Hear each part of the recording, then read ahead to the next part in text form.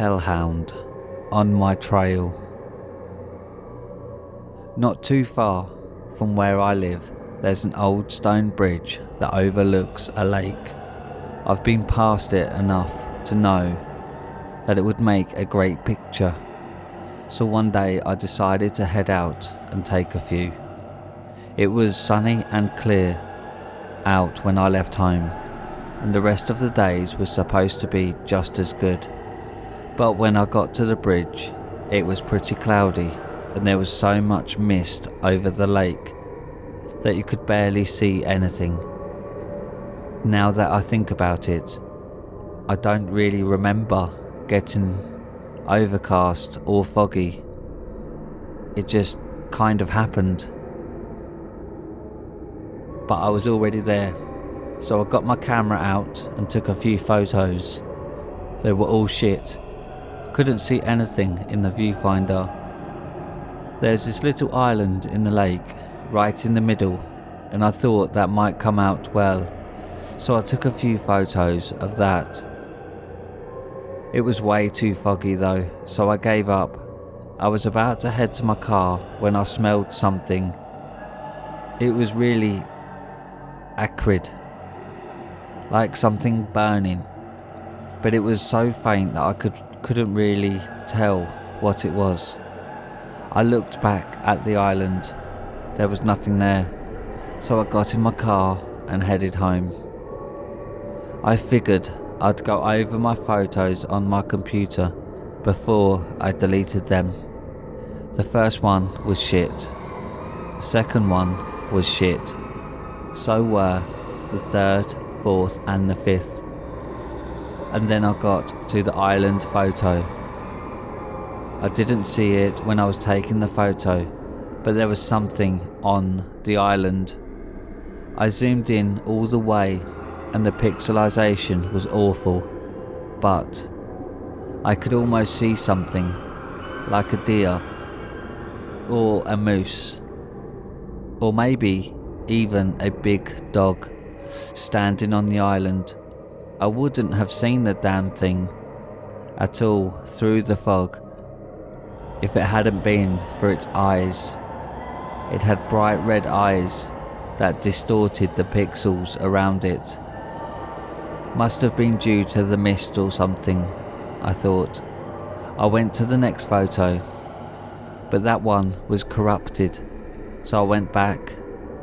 But that photo, the one I just saw, that one was corrupted too. I tried to recover the files a couple of times. It didn't work. So I went to sleep and didn't think about the photos again. I work in town. It's not a big town, just one of those places with a Walmart, McDonald's, a couple of mom and pop shops and a bar or two. We had pretty windy weather that week. So when I headed out to my car, no one was talking or anything. They were just trying to get to their cars to get the hell home too. I have to park a couple of blocks away from work because of parking regulations and stuff. There's this really huge tree that grows into the sidewalk on the way there. It makes the path all uneven, and when I get there, I smelled something. It was that same burning smell, except this time it was stronger. It was like burning hell. I realised I couldn't tell where it was coming from, and no one else was gawking around like me. So I don't think anyone else smelled it. But then I saw something down the sidewalk. It was near this old house that's been vacant for years, right in the front yard. It was a dog, I think, but it was a lot bigger than any dog I'd ever seen before. Its shoulder was probably 3 or 4 feet off the ground, and it had pitch black fur. But that's not why I saw it. I saw it because of its eyes. It had bright red, glowing eyes. The wind was really strong that day, really strong. A couple of power lines were down already, and a couple of trees too, especially the older ones, like the one I was standing next to. The branch fell from it, missed me by about a foot. It smashed the roof of the car. It had shattered the windshield and everything. If it had hit me, I'd be dead, no doubt about it. I fell down, so I must have jumped away or something. A couple of people came to help me up, and I asked them if they saw the dog. But when I tried to point it out to them, it was gone, just completely, totally vanished. The smell was still there, but no one smelled it, except for me. I got in my car, but I could still smell burning hair. So I emptied a can of air freshener and drove the hell home. That almost covered up the smell. I had a tough time getting to sleep that night. I tried to cook dinner, but I burned everything, and I live a long way from town, so I couldn't order anything. I ended up eating soup out of a can, but it didn't taste right, so I threw it away. Something was up with my house that night. It was built in the 20s or something, and my grandfather gave it to me when he died. He said that his father built it, but couldn't stand living in it, because even though he built it really, really securely, it creaks all the time. Even when you're all by yourself and not moving, you hear creaking. Sometimes it's upstairs, other times it's downstairs, and sometimes it's even right behind you, but there's never anything there. I guess I've just gotten used to it for the most part, but there were a lot of creaks that night. Sometimes there were patterns to them, almost like footsteps. And that's not all. A couple of times when I looked out of the windows, I saw weird shadows, like someone or something was walking out there. Eventually, I fell asleep. I didn't have any dreams, at least none that I remember. My alarm clock had been going off for a half hour when I finally got up. I woke up on the couch, even though I remember sleeping in my bed. Maybe I sleepwalked, even though I've never done that before. I feel like shit. I was groggy and something smelled so bad that it almost made me gag. I'm not a morning person, but that morning was a lot worse. Maybe a shave would make me feel better. I use a straight razor. My grandfather gave it to me with the house, and I keep it honed and ready to go at all times. So I lathered up and started to go at it. The bathroom's pretty small. There's a toilet next to the sink, and behind them is the bathtub. The electricals are always on the fritz. It has been for as long as I can remember, so the light goes off for a split second now and then. Sometimes the current surges and blows out bulbs too. And before that happens, you can always smell it burning. And that's what happened that morning. I smelled something burning. Just as I was starting to shave, I hurried up because I didn't want to be stuck in the dark with a straight razor at my throat. But then I realised that it wasn't the usual burning smell. It smelled like burning hair. It was the same smell in my nostrils since I got up, and I didn't recognise it until then, because it was really strong. Really, really strong. I looked at myself in the mirror. I looked like a mess and my hands were shaking. But there was something dark on the shower curtain behind me. It wasn't my shadow, though. My eyes were bloodshot, but its eyes were even redder. I don't know what happened next. I must have fallen back and hit my head against the tub, because I saw stars when I tried to stand. That wasn't the worst of it though. When I fell, I had nicked myself with my straight razor, and I was losing a lot of blood. There were some bandages and gauze in the medicine cabinet behind the mirror. I grabbed them and patched myself up, but it wasn't going to last, I could tell. I ran out of the bathroom to call 911, but I couldn't get through. I dialed it carefully a few times, but I just couldn't get through. I got in my car, didn't waste time taking a coat, even though it was pretty cold and windy. I did bring a survival kit though, and my grandfather's shotgun. The wind was really bad that day. Everything I saw was just grey, bleak, like all the colour was gone from the world. The road signs are usually bright green, but even they looked kind of dull. I tried to keep track of the mile markers. That's how I know when I'm getting close to town. But I couldn't focus on them for some reason. And even though I drove for a long time, I never got to town. At some point I smelled burning hair again. I tried to ignore it, but it got strong, really strong, and I had to pull over to throw up out of the window. In fact, I pulled over at the bridge, the same bridge that I took the photos at, and I threw up into the water. But the smell was still there, stronger than ever.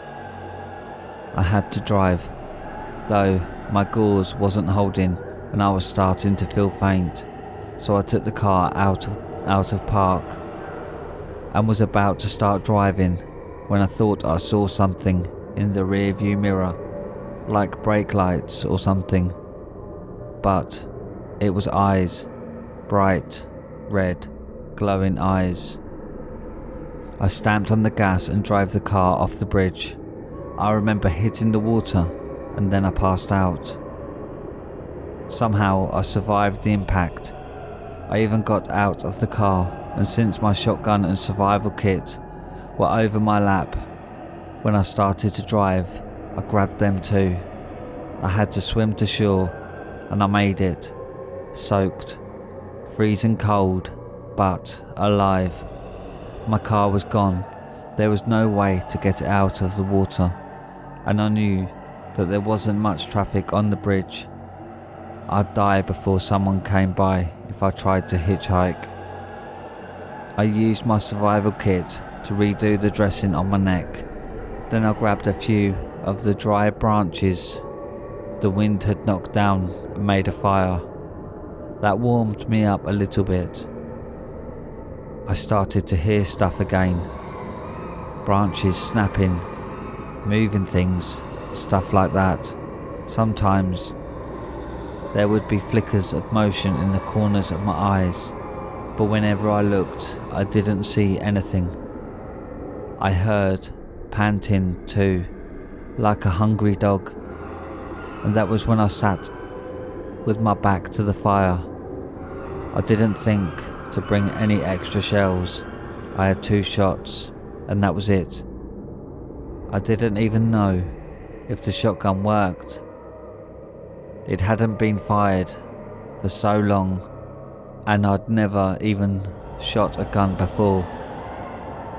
It was really misty over the lake. I couldn't see far that way. I couldn't see far into the forest either, but at some point I saw something. I definitely saw something coming at me from the lake.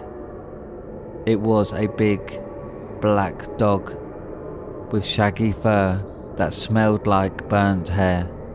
It was walking on water and coming right at me. I aimed for the red of its eyes. I missed the first shot, but I hit it with the second one. At least, I think I did. I didn't see it go down, and I didn't hear anything except for the gunshot, but it was gone. I moved away from the fire just a little bit for a better look, but the smell was still there. In fact, it was strong, so strong that my eyes teared up, and I could hear something behind me, something panting, growling, and starting to move forward. I turned as quick as I could. It wasn't quick enough.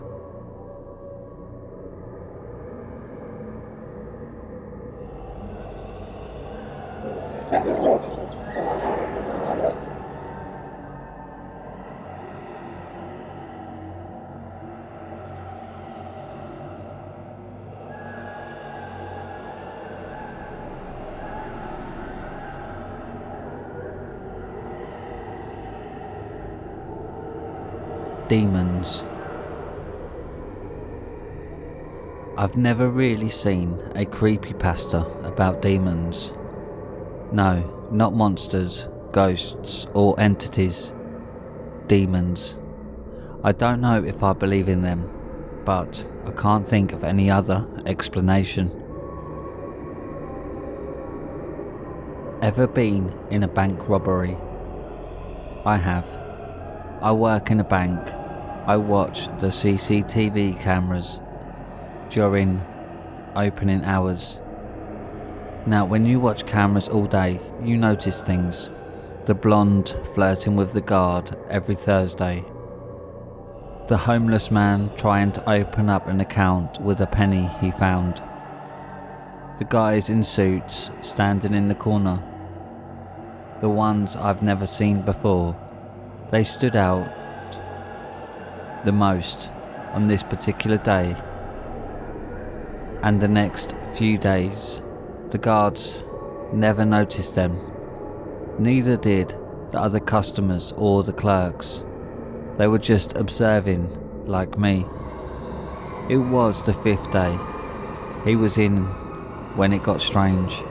He was standing there 1 second, then the camera went black. When the system restarted, he was gone, but no one had left the building. There's a beep every time the door opens. It was as if he had vanished. From then on, I never saw him again, but something was strange, to put it lightly. The small thing I noticed had changed. The blonde never looked at the guard. The homeless man stopped coming in. Everything was wrong, but not dangerous, until the blonde pulled a gun on the guards and customers. I heard no noise. I just sat there watching the flashes on the screen, the blood soaking the floor, the blonde smirking. I was so scared my body froze in my seat. The few surviving customers ran for the door, taking a chance to escape, but soon noticed it was blocked by a car. Zooming in on the camera, I saw the driver was the homeless man. He exited the car and pulled out another gun. He pointed it towards the door and opened fire. No one was left alive after that, just me and the bank manager at the back of the building. He told me, "I'm going out." I begged him to stay. They didn't want to talk. He'll get killed. They must want something. I need to do this. With that, he left me, sat in my seat. All I could do was turn around and watch as he, walking in, hands up, head down. Watch him fall to his knees as bullets fly through his new suit, into his torso and out again. He was a dad. I continued to watch through teary eyes. I still don't know why I watched, but something made me. A voice in my head telling me to keep my eyes on the screen. I wish I didn't listen, because I can't explain what happened next. I can just tell you what I saw. I saw the homeless man come into the bank, walking over to the ripped open bodies of adults and children. He smiled as blood soaked his feet. The blonde was smiling too. Gun in hand, she turned to the man and shot again and again. My jaw dropped, not because of the shooting, but because the man just carried on walking, smiling even more now as he sprayed bullets at the blonde, who stood there laughing. When they had stopped, both had blood covered them head to toe. The blonde turned to face the camera and walked toward it. She looked straight into the camera as if she knew I was watching her. She was missing most of her bottom jaw, and what was left of her was drenched in blood. She attempted to smile, and her eyes flickered black. I thought it was a camera fault, but they stayed black for a few more seconds before the camera once again blacked out. The system restarted, and the man and woman were on the floor, dead. And the two men in suits appeared in the corner of the room before the camera blacked out one final time.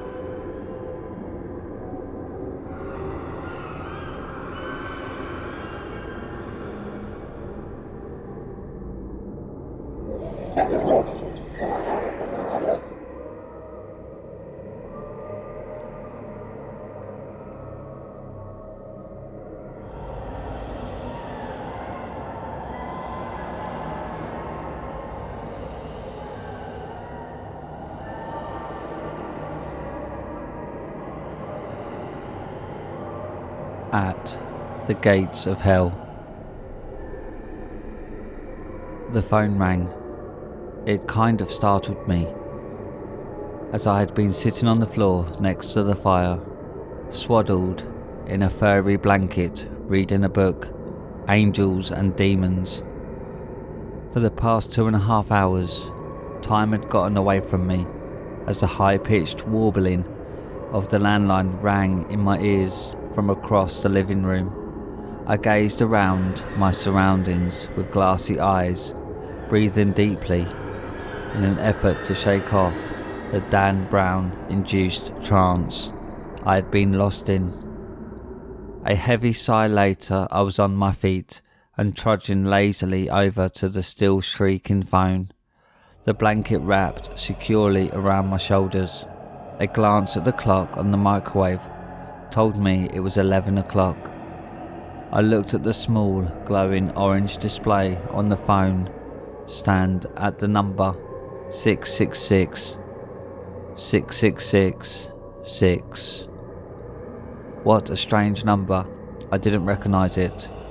I hesitantly reached for the phone and picked it up, pressing it against my ear. Hello? I said groggily. Who could be calling me at this hour? Hello?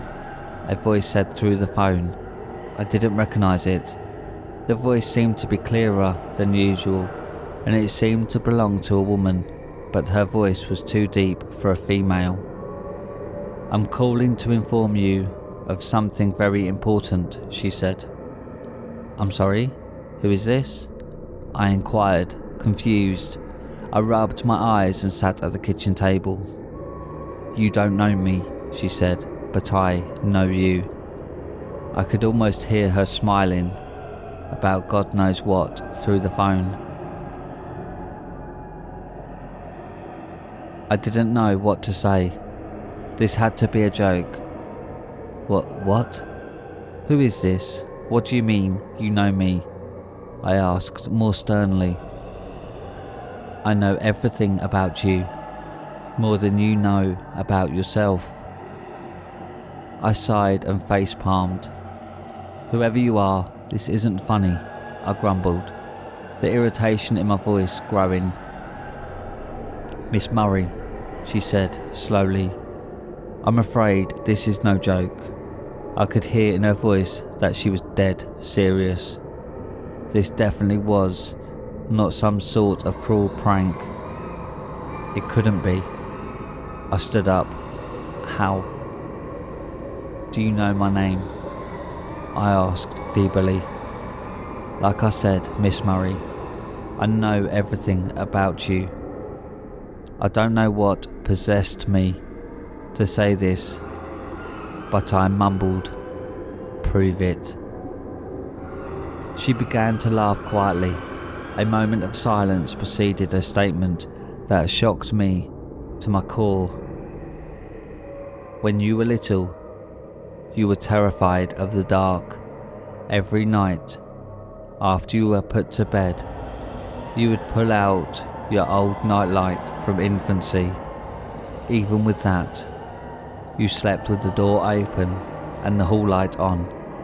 Most nights you couldn't even sleep. Nobody ever knew but you. She said whimsically, and me. I slammed the phone down onto the stand. It was true, all of it. How could she possibly have known this? I never told anyone. I felt my heart hammering inside my chest. I wrapped the blanket tighter around me before turning on the kitchen light and going over to sit by the fireplace. The book was still sitting there, and I turned it over and slid it across the floor. I didn't even want to think about demons right now. It's a joke, I said to myself.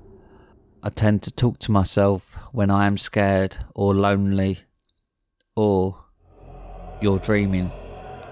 The phone rang again. It once again startled me. I stared at it from across the room as it screamed at me. The little orange display glared back at me, reading the numbers that I knew were on it. I let it ring a few times as the full magnitude of the situation impacted me, and I was filled with inexplicable rage. I threw the blanket from my shoulders and stormed over to the phone. I swiped it off the stand, and immediately the voice said, "You didn't let me finish." I cut her off mid-sentence by yelling with mostly suppressed fury, "I don't know who you are or what you want from me, but you'd better leave me the fuck alone, or I'm calling the cops." She responded in a calm voice, "And what are they going to do about it? I'm just a voice through the phone." She started to laugh, not chuckle, but laugh. I smashed the phone back down onto the stand once again and ran around the entire first floor, locking every door and window and flickering on every light, even the porch light. I didn't even bother with the second floor. I closed the blinds on the sliding glass patio door before sitting down once again next to the fireplace. I balled myself up and secured the blanket around myself, even tighter than before. I felt on the verge of crying. I was breathing rapidly and my heart rate had skyrocketed. It wasn't long before the phone sounded off yet again. I knew who it was, and I buried my head in the blanket and began to sob. I figured that if I kept answering, she would keep calling, and maybe if I didn't answer, she'd leave me alone. The phone rang for what seemed like a lifetime. It went to voicemail, and I heard her voice through the answer machine. "How rude of you to keep hanging up on me." Anyway, as I had originally stated, I have something very important to tell you. Tonight is your last night alive. At this, I looked up briefly, a look of pure shock and horror on my face, and then I buried my head back into the safety of the blanket and cried softly. Her voice kept on, "However, unless you can find a way to escape your fate, there is one way, but it will not come easily. You must make sacrifices, endure both physical and mental pain. If, however, you cannot find your escape, be expecting me at around, say, 4:30. You'd better get started. The old grandfather clock in front of me chimed 12, echoing eerily through the house. You only have a few hours. Good luck. I was wailing now. I didn't care. Nobody could hear me anyway, except maybe her. I had to get out of here, as far from this spot as possible. I stumbled to my feet, dizzy with overwhelming emotions, and ran over to the phone. I pushed the numbers 911, but the phone didn't respond. It appeared to be dead. It was plugged in still, though, so I unplugged it, plugged it back in, and tried again. Still nothing. I frantically slapped it against my palm and pushed random buttons, but it was all futile. I collapsed into the chair at the kitchen table that I'd been sitting in earlier, still clutching the phone in my death grip. My whole world fell apart. I cradled my head between my arms as every negative emotion in the book sped through my head. I was crying, sobbing. It took me a while to realise that my fingernails were digging into my palm and that a steady stream of warm crimson blood was flowing down my arm. And then the phone rang. Fabulous. Just what I fucking needed. I threw it at the floor as hard as I could and watched the many pieces fly off in all directions. It gave me a sense of freedom, but that couldn't even begin to counteract all of the mental torture I was enduring. Then the realization hit me that the phone wasn't dead. She had just called me. I fell to the floor and scrambled to reassemble the telephone.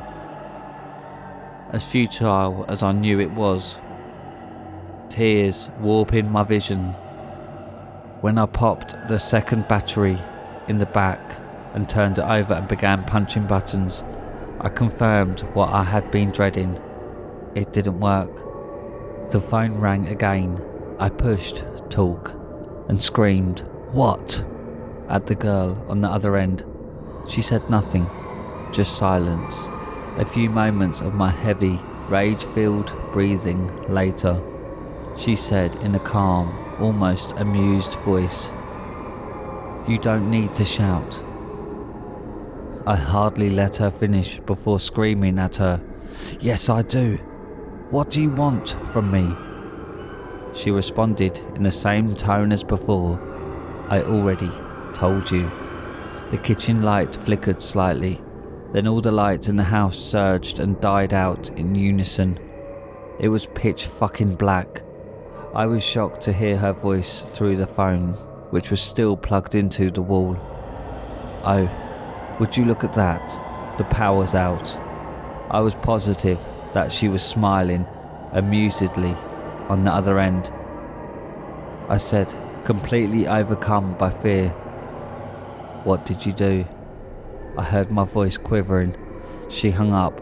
I dropped the phone on the counter, limply, and whirled around, faced by abysmal darkness that appeared thick as tar, waiting to swallow me up. The silence from the blackness hurt.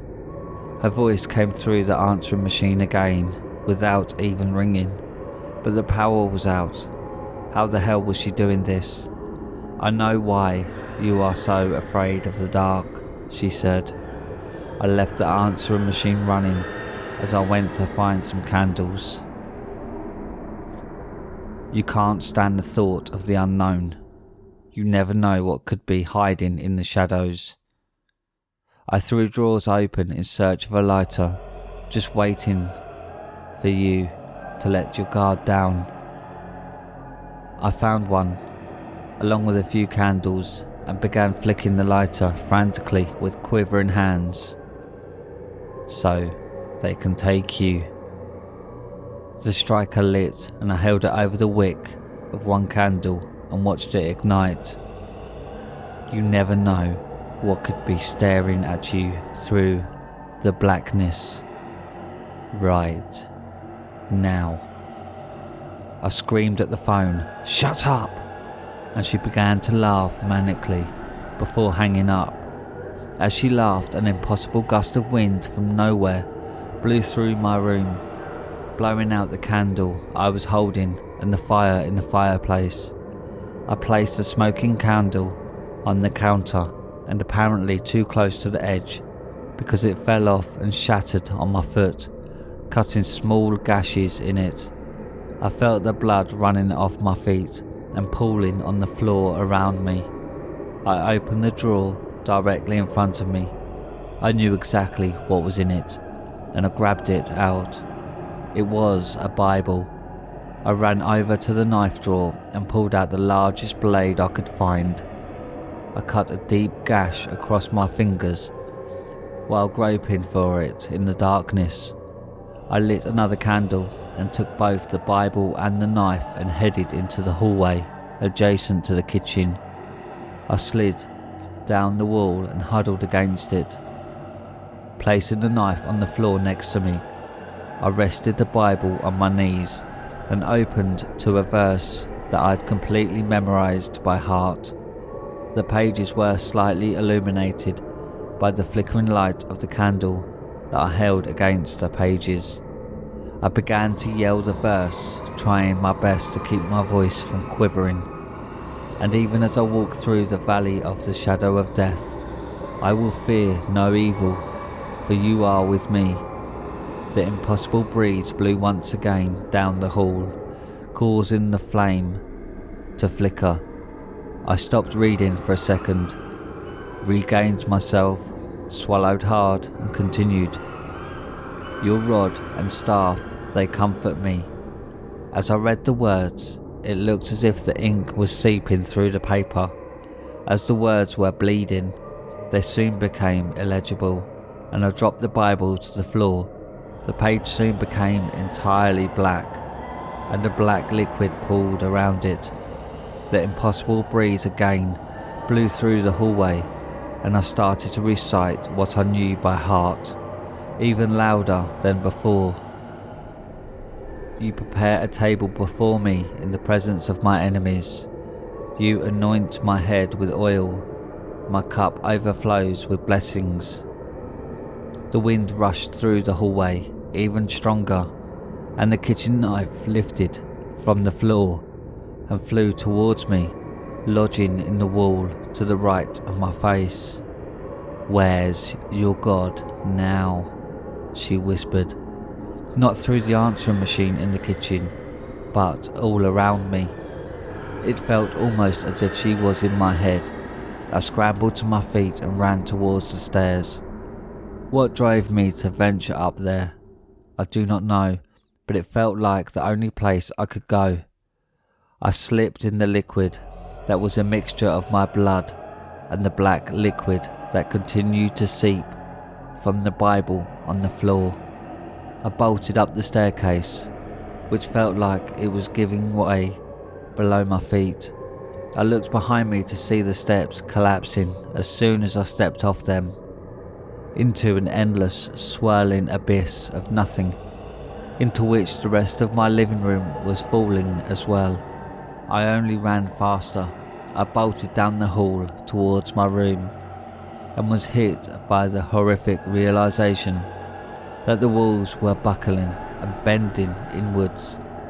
They were collapsing in on me. My own house was imploding. I made it into my bedroom and I opened the door, only to be greeted by a monstrous wall of fire. I whirled around and flew towards the stairs, and as I did, I heard loud cracking noises, like sticks being snapped. A strange pain shot through my legs, and I realised that some unseen force was breaking my legs. The pain was unbearable. Tears poured from my eyes and down my face. I reached the top of the stairs. My legs snapped Indescribable pain, accompanied by a stomach-churning sound, caused me to trip over my now useless legs. I fell down the staircase. When I reached the bottom, I hit my head full force on the marble tiling and blacked out. The last thing I saw before doing so was a girl, about 15. She was standing in front of the abyss, swallowing my living room. She wore a red suit and had her hands in her pockets. Her hair was long and fiery orange, pinned up in a sloppy updo.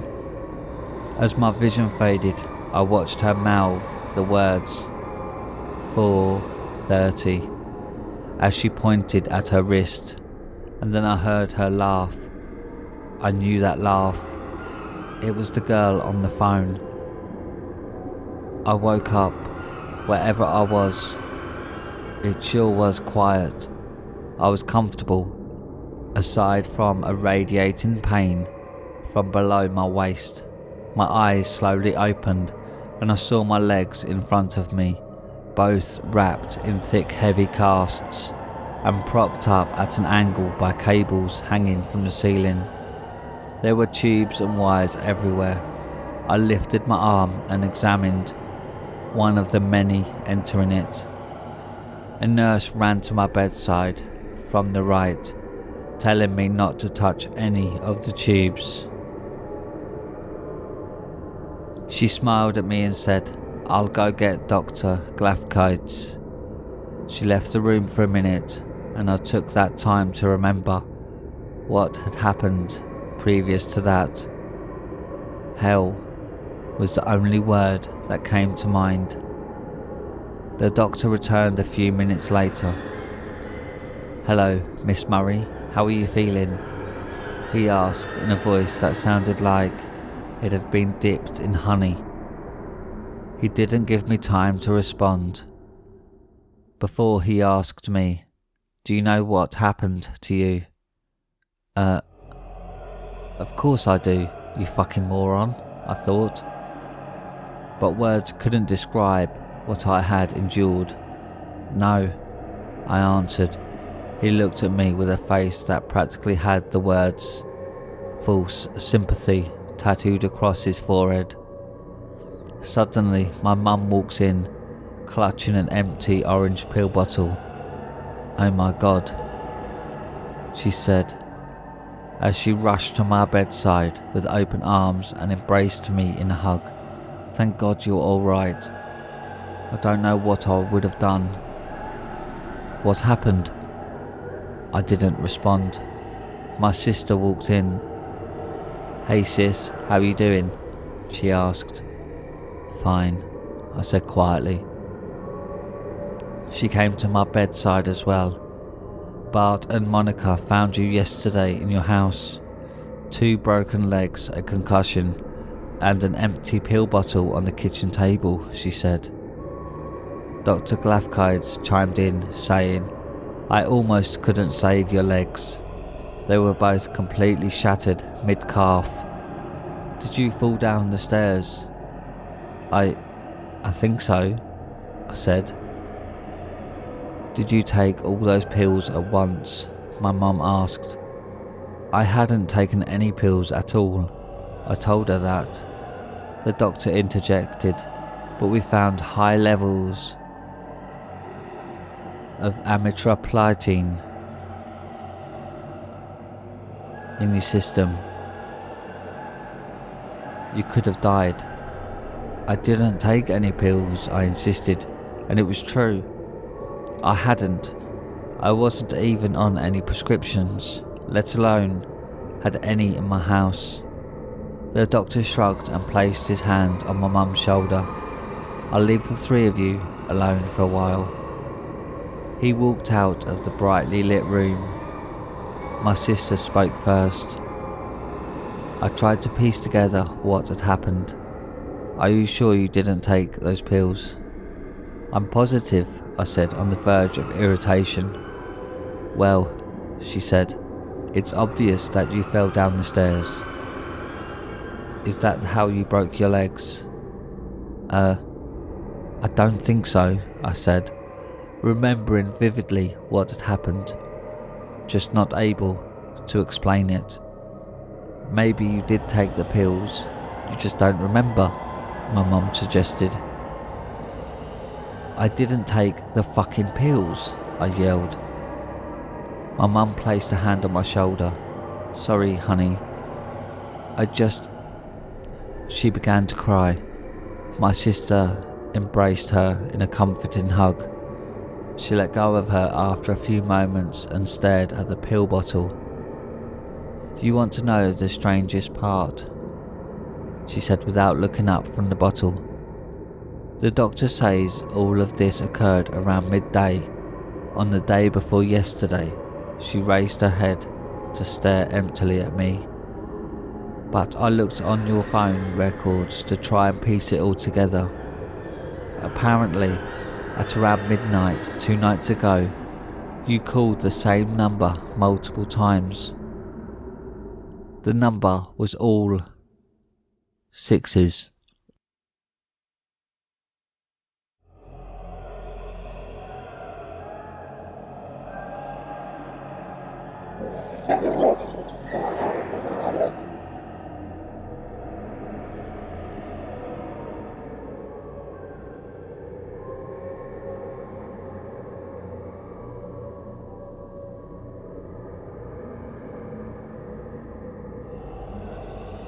And that's it for tonight, my little hellhounds. Thanks for listening. If you like these scary stories, then don't forget to subscribe and click the like button.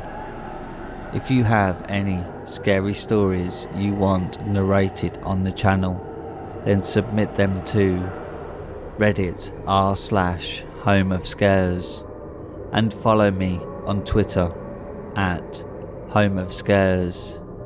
Now, good night, my little hellhounds.